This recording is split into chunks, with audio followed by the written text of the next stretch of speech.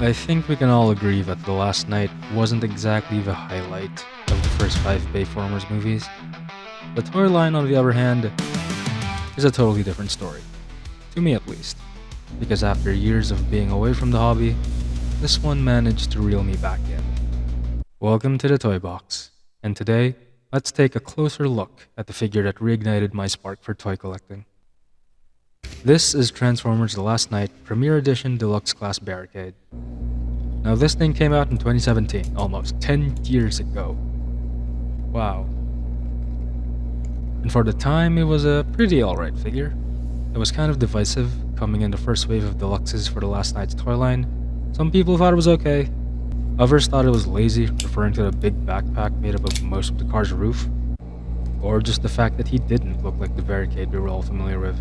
But that didn't really matter to me. Yeah, I had Legion class figures, Cyberverse Commanders, and Creo, to which I still find joy in today.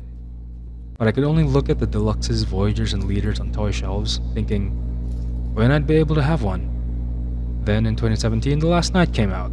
Barricade turns into a Ford Mustang police car. In the movie, at least. Here, he's just a blue and white police car.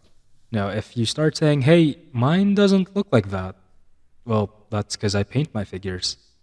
This was one of the firsts, and it really shows. He's a pretty cool car.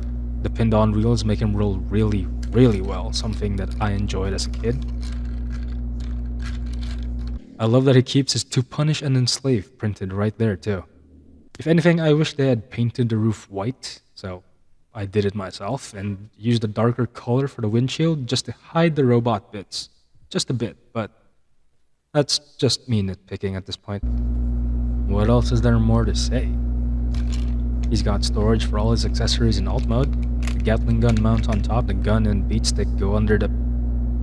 Oh. He's just right there, isn't he?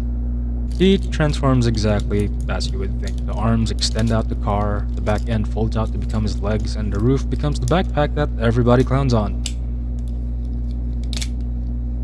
And the chest folds down to expose the head. The head that doesn't really look like the one in the movie. Luckily, the new studio series seems to be fixing that, though I'm still not quite sure how I feel about it. Anyway, here's Barricade in his robot mode, and he looks different. You don't really get an explanation why he looks so different. He just does. And I quite like it. Going back to the head, again, it's not very accurate to what we see on screen, but I still like it. This one reminds me a bit more of the alien-looking design he had in the first 3 movies. Speaking of carrying over elements from his previous design, the wheel shoulders are still there, just a bit shorter. Articulation-wise, it was pretty standard for the time, ball-jointed head and hips. Hinged shoulders, and the wheels can move out as well. Swivels in the arms, wrist and thighs. No waist, and the feet can do this for transformation if you wanted to. Accessories-wise, they can still be stored in the same spots they were in alt mode. Speaking of accessories, the Last Night Barricade is loaded more like an actual cop, ditching whatever this is for a beat stick and a gun. You can even fan mode a riot shield just to get rid of that huge backpack. Oh, and he also has an arm-mounted Gatling gun. You know, the one every cop has. At the end of the day, this Barricade is a fun figure. I played with it a lot as a kid, and transformed him over and over again. He's not perfect. Articulation is limited by today's standards. Not very accurate to the movie, even. But that didn't really matter to me. I will always have a place in my heart for this figure, and I'll always remember it as the reason I am constantly running out of shelf space, and why my wallet cries every single month.